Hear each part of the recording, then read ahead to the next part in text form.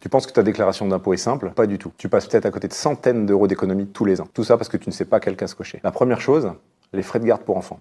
On va parler de réduction d'impôt. En réalité, il faut déjà bien comprendre trois choses. Qu'est-ce qu'une déduction? Qu'est-ce qu'une réduction? Et qu'est-ce qu'un crédit?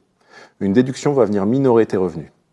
Une réduction d'impôt va venir baisser l'impôt dû. C'est-à-dire que si tu n'as pas d'impôt à payer, une réduction ne te sert à rien.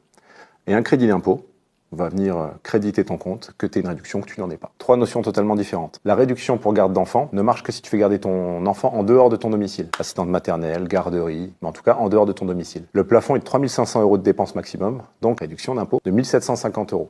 Si tu en garde partagée, pas de problème, c'est la même chose, mais divisé par deux. Si tu fais garder ton gamin chez toi, par contre, on parlera d'emploi à domicile, de service à la personne. Le fonctionnement et les plafonds ne sont pas tout à fait les mêmes. Le don aux associations, tu as donné 20 €, 50 € ou même 100 € à une association qui te tient à cœur, tu peux déduire 66% de cette somme de tes impôts. Tu peux même monter jusqu'à 75% dans la limite de 1 000 € si c'est une association qui vient en aide aux personnes type les Restos du Cœur. Par exemple, un don de 100 € peut ne coûter que 25 € à la fin. Attention, tu peux ne donner que 20% de ton revenu aux associations. Si jamais tu dépasses ce montant, c'est pas grave, c'est reportable pendant 5 ans, mais il y a quand même une limite. Les travaux de rénovation énergétique. Tu as changé ta vieille chaudière, réisolé tes combles ou fait quelque chose comme ça. À une époque, tu aurais le droit à un crédit d'impôt qui s'appelait le CITE. Tout ça, c'est fini. Depuis plusieurs années maintenant, c'est remplacé par une prime, MaPrimeRénov'. Ces montants ne sont pas vraiment déduits de tes impôts. En réalité, c'est plus une somme d'argent qui va t'être allouée. Donc en réalité, ça ne jouera pas vraiment sur tes impôts. Par contre, ça reste toujours sympa. Attention, il faut que les travaux soient réalisés par un professionnel RGE, reconnu garant de l'environnement. Les réductions et les crédits d'impôt ne sont pas appliqués automatiquement. Il faut faire bien attention, garder tous les justificatifs,